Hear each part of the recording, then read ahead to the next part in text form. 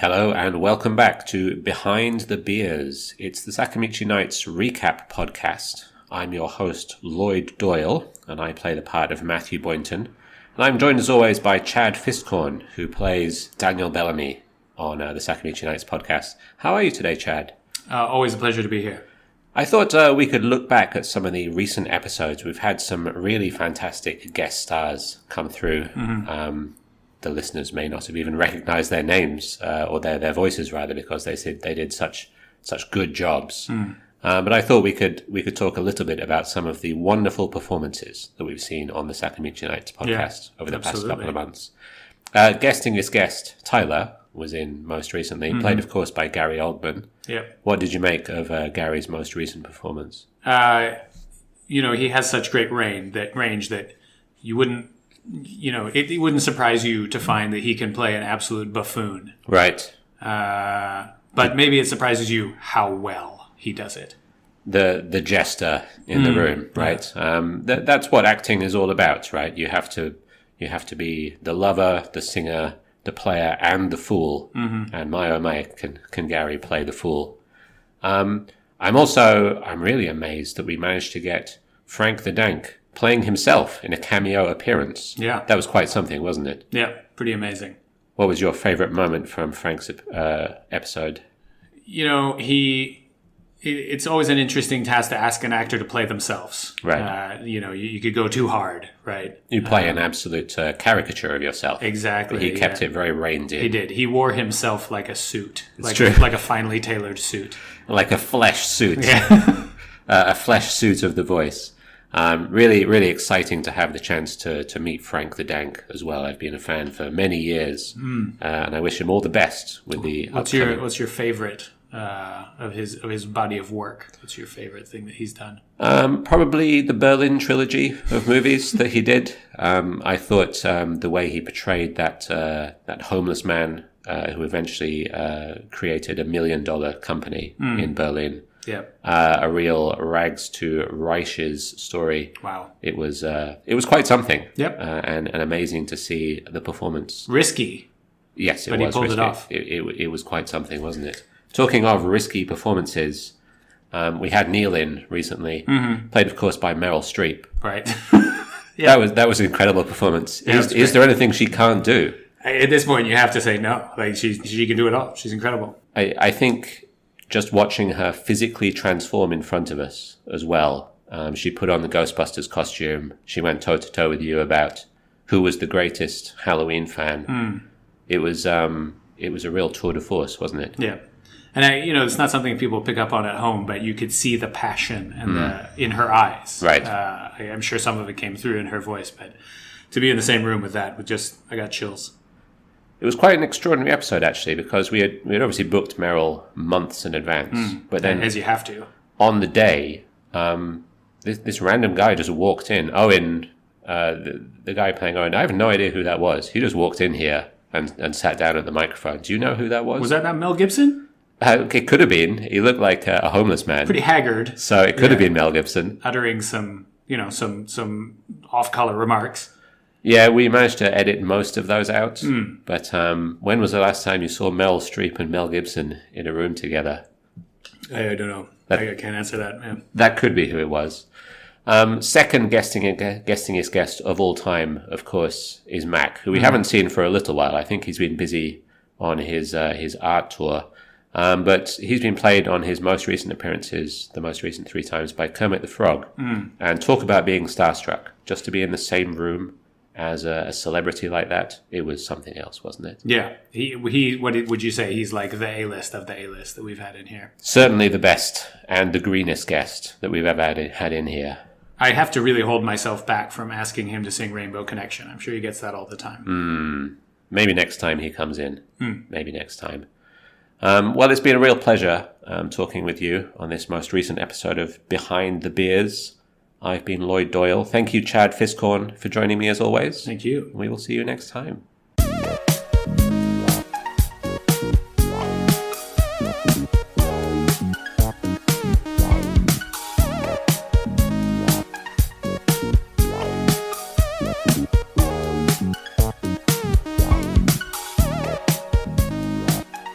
Hello and welcome back to Tachikawa. You are listening to Sakamichi Nights. My name is Matthew Boynton, and I'm joined, as always, by Daniel Bellamy. How are you today, Daniel? Great. Always great.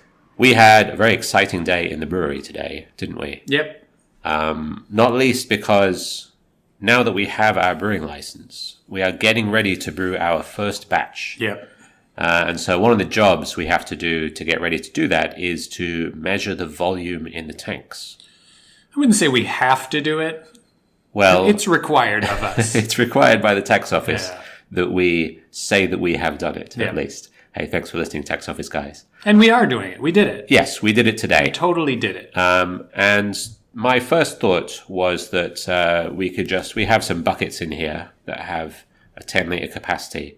Let's just fill these buckets up one by one, pour them in through the ports on the top of the tank, and measure where it goes up to on the sight glass. And for people who don't know, it's a 675-litre tank. Simple but effective. Yeah. That would be 67 buckets. Yeah. Quite a lot of buckets, but doable, I thought, until I got up there and tried to pour the first one through the port. On a ladder, at the top of a ladder. On the top of a ladder, you passed me the bucket up, and I managed to pour most of it into the tank. But the port is just too small. So instead, we had to kind of Frankenstein a few hoses together and pump water in from the hot liquor tank through the CIP arm and into the tank. Now, if you are a very clever listener, you may spot where this story is going. We were pumping water into a sealed tank with no way for the pressure to escape. Can you guess what happened when we were near the top of the tank? The hose that was hooked up to the tank shot off the barb, the attachment. It was on there with a hose clamp, and the pressure buildup was too much for the hose clamp. It blasted off. Blasted off inside, blasting water all over the floor, which was very exciting. Thankfully, it was pointing down, right? So it blasted down instead of like into my face or whipping around the room or something. That would have been even more exciting. Perhaps. But we managed to get all the water in the tank. We managed to measure the volume. We managed to do a lot of cleaning. I did a water run today. That's when you pretend to be brewing beer, but just do it with water instead. And so we're just about ready. There were some ingredients delivered today. There will be more ingredients delivered through the rest of the week. Hopefully early next week. I'm thinking either Tuesday or Wednesday. We're going to do our first batch of brewing. Looking forward to it. How very exciting. We received hops today. Yep. You might even call this the day of the hops. You could call it that. Is that it? Is that your... I feel like you have not appreciated how amazing this segue is. Go on. And that leads us to the beer that we'll be drinking today. Which is called? Dia Del Lupulo. Right, the day of the hops. Of course, that's what you were going for. Yeah, that's what I went for. I did it. I wasn't going for it. I did the thing. I was wondering what the connection to rabbits or something, or maybe leap years. But no, we're going to be drinking a beer from Open Air today, which is called Dia del Lupulo. Is that how you say day of the hops in Spanish? That literally translated, yeah. Hop day, day of the hops. As a fluent Spanish speaker, I'm going to be leaning on your language abilities pretty hard today. Por supuesto. Great. What can you tell us about this beer before we start tasting it? It's a wood aged IPA. It's an Agave Wood Aged IPA, hence the name in Spanish. What's an agave? Agave is the plant that they harvest, I believe, to make tequila and mezcal, right?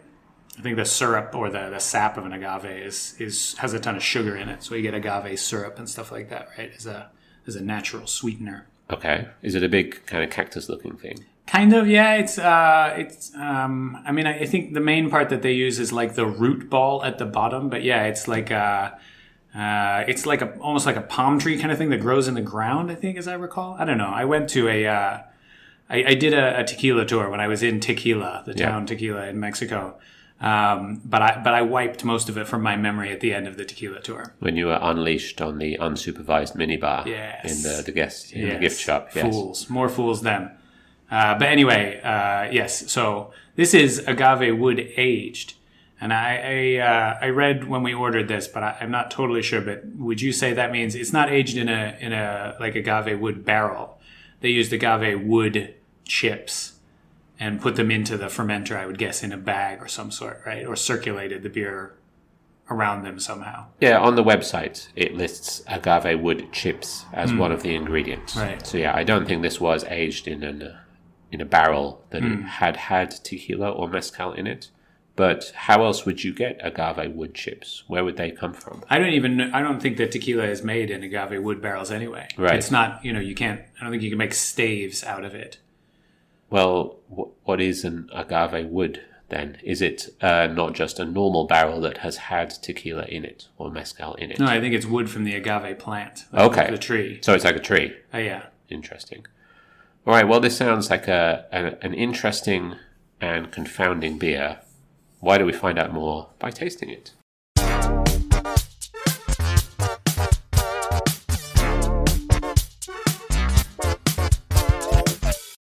All right, welcome back. Agave wood chips. Are these chips from the wood of an agave plant, or are they chips from a barrel that was used to make tequila? I'm going to say they're chips from a barrel used to make tequila. Wouldn't you call it tequila barrel chips then? Sure, why not? So I'm saying, why is it agave chips? But yeah, sure. We could be way off on this. Who knows? If only there was somebody who really knew. So, Ben, please get in touch. Tell us which one is correct. What do you think of this beer?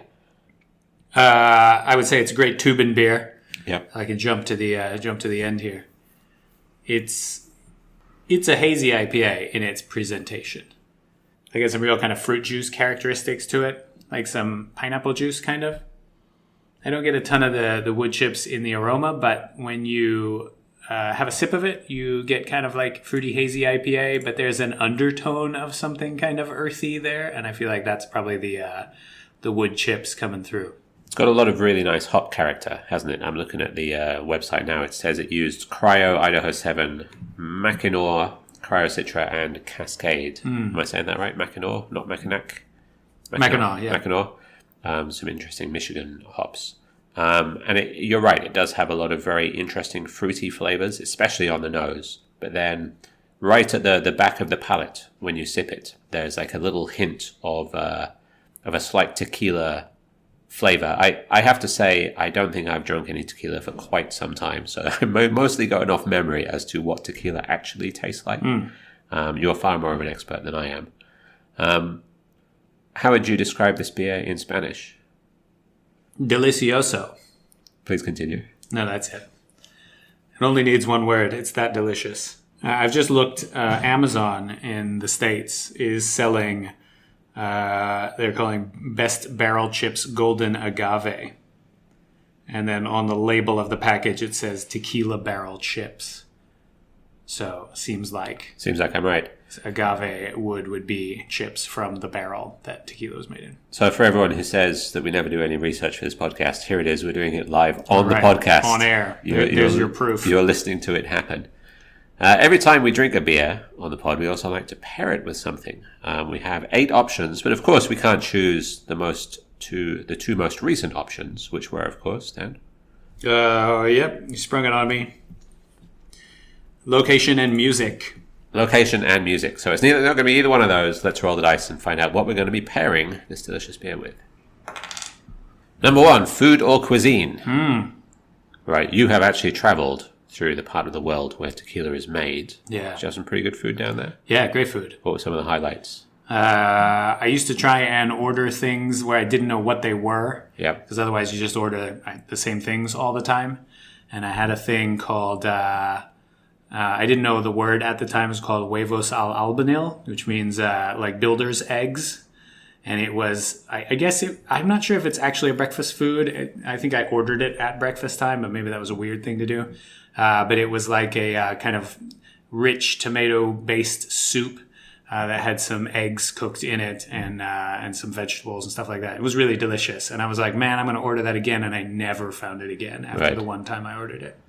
So it was maybe it was a specialty of that one particular restaurant. Well, I have asked some people about it afterwards, some Mexicans in the know, and they are aware of this dish. So It's not some like weird one-off unique thing. bloomin' onion style. You make the tomato soup, and then the builder dips his eggs in it, and then they pop in a couple of boiled eggs, and you eat it. Yep, sure. Sounds delicious. Is that what you're going to be pairing with this beer? No, I mean, I feel like I want something. It could, but I had that for breakfast one morning, and I can't shake the feeling of drinking this beer at breakfast then. I only had that the one time. What am I going to have with this beer? What are you going to have with this beer? It's a good question. I have to say, Mexican food hasn't made as big of an impact in the UK as I think it has in the US.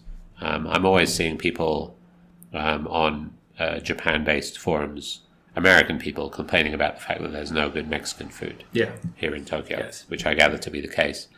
Whereas in the UK, Indian food is far more the thing that we're all into. But that's not to say that there is no Mexican food in the UK. It's probably just not as highly developed.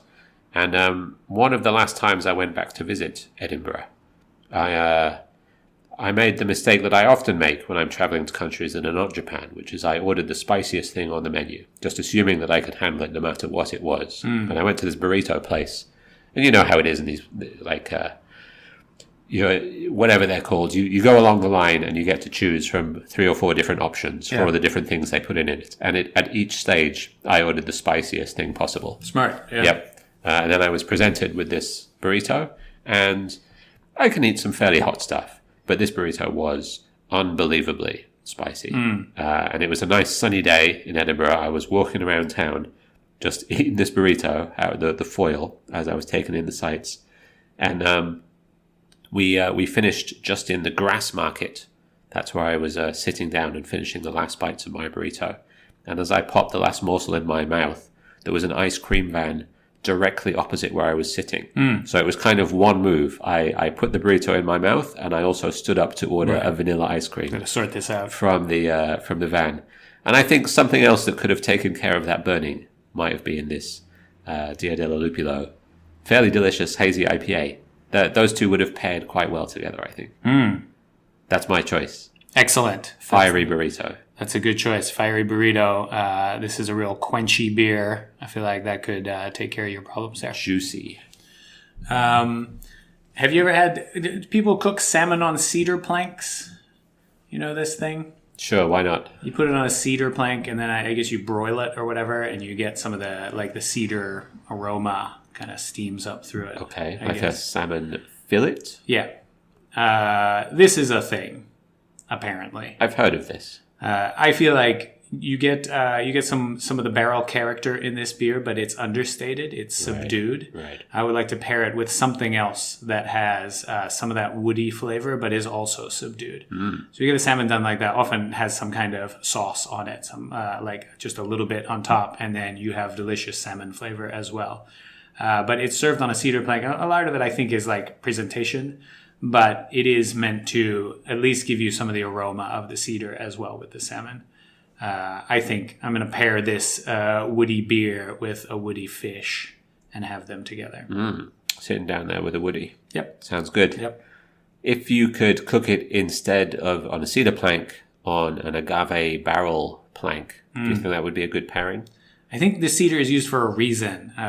Maybe it is resistant to catching on fire or something like that. Right. It's non-toxic. I'm not entirely sure, yeah. So perhaps doing it on tequila-soaked wood chips is maybe not the best. Yeah, what could go wrong? You soak some wood, some dry wood in some high-proof alcohol, and then you put it under a direct flame. That sounds like a great time to me. There was a clip that showed up on Twitter today. I don't know if you saw it, but it was a guy at like a cook in front of you kind of teppanyaki type place. Did you see this clip? No, I didn't. He had some steak out there, and he put some ground pepper on it or whatever, and then he had a bottle of some kind of cooking alcohol. It was meant to spray a bit on, and it was going to provide a burst of fire, shock everybody. Does nothing but like surprises everyone. Someone was taking a video of it as you do at these kind of places, and it looked like, I'm not sure how it happened, but it looked like he squirted it too long or something, but the fire traveled back up to the bottle, and the bottle kind of went off, and he basically like blasted it or like dropped it or squeezed it or something, and it shot fire at the audience, basically, at the guy who was filming. So anyway, we don't want that happening, is what I'm saying. Right. That's the one thing they didn't want to happen in that situation. I feel like, that's, if you're going to do this bit, this is the one thing to avoid, and he failed. So we want to avoid that, but we do want some of that nice woody character. So however you pull that off, restaurateurs, I'll have that.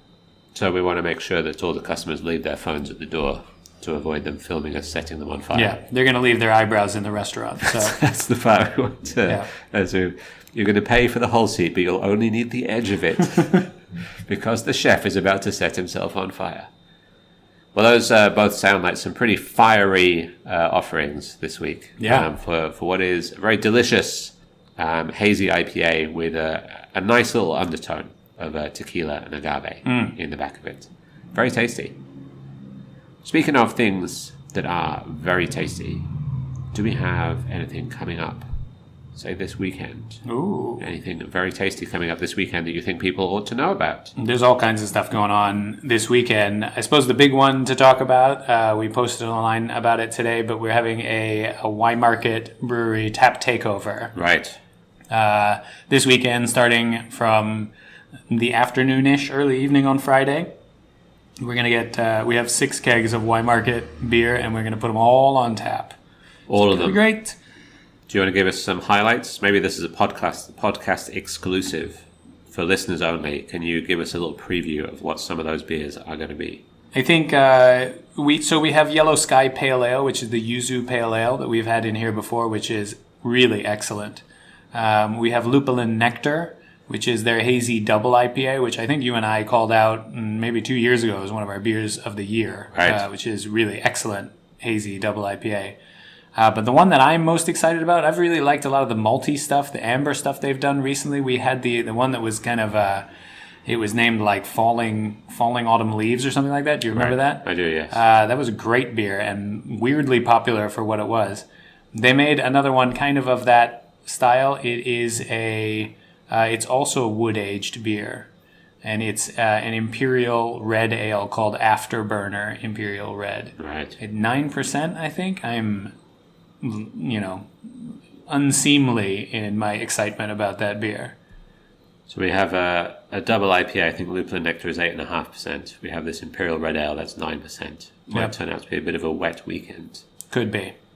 Very much looking forward to all of this. We also have a few cans, don't we? And a small amount of Y Market goodies, Y Market merch to give away as well. It's going to be good fun. They make great beer. I don't know that we've ordered something from them that hasn't been excellent. So they do make great beer, and we've talked about it before, but often one of the things I really appreciate about them is that they make a great variety of beer. They do. Well. They don't limit themselves to just making, say, hazy IPAs or wheat beers or something like that. Often we will be in a pinch looking for a particular kind of beer, and Y Market will come through with something that fits that slot and something that is also extremely good. Yeah. So really looking forward to having 6 different beers from them on tap this weekend. We should also mention just today we ordered Battare's release for this week. Verter up in Okatama was their Christmas set. So there's 3 different beers in that set. There's a blonde ale, there's a barley wine, and there's a sour IPA, but they're all made, each one has 2 adjuncts in it, and they're kind of Christmassy adjuncts. So it's like ginger and cinnamon and cherries and something else. I can't remember specifically what they are, but those all sound amazing, and they're not going to last. Like the Verter stuff always sells pretty quickly, and the special Verter stuff sells really quickly. So if you are interested in that kind of stuff, even if you're not buying it from us, wherever your local is that gets Verter in, you need to be there on Friday or Saturday to get your hands on this. I think all the cans get shipped on Thursday and arrive on Friday. So people will be putting them out on Friday. I remember their anniversary beer, or their 2 kinds of anniversary beer that we had whenever their last anniversary was, sold out not in days, in hours. Like 2.5 hours. Yeah, it was all gone in hours. People were coming in like 4 days later asking about them. Hey, you still got those beers? No. Absolutely not. You should have eaten it 4.5 days ago. You're about 76 hours late. So those won't hang around. If you're interested, hey, get your skates on, wherever you might be. Do you also want to shout out the West Coast Brewing mixed case that we have coming in this weekend? Sure. We also have a mixed case coming in from West Coast Brewing as well. There's 4 kinds of beer in this one. Hop and Escape, which is a hoppy pils, which we've had before, which is really good. And Imperial Stout, which comes in 11%. I had a look at it earlier, which I'm pretty stoked about.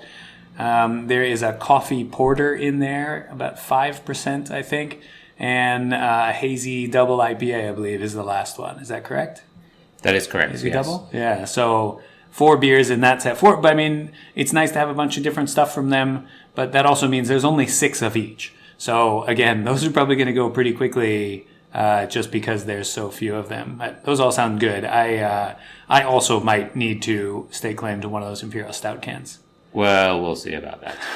I'll be in here on Friday. We'll see if there are any left for you to stake your claim to by the time it rolls around to your shift. Lots of really good beer coming up this weekend. It's Absolutely. going to be a really exciting one. It's a bit of a short episode this week. We're recording late because it's Labor Thanksgiving Day today. Dan, I just want to thank you for your labor. Thanks, man. You also. Whose labor in the world would you like to pay thanks to? The Labour Party. Right. They've been great. Fighting the good fight. Workers of the world unite. Thank you very much for listening, everybody. We will see you again next time. Thanks for listening to this hot mess of an episode. Later.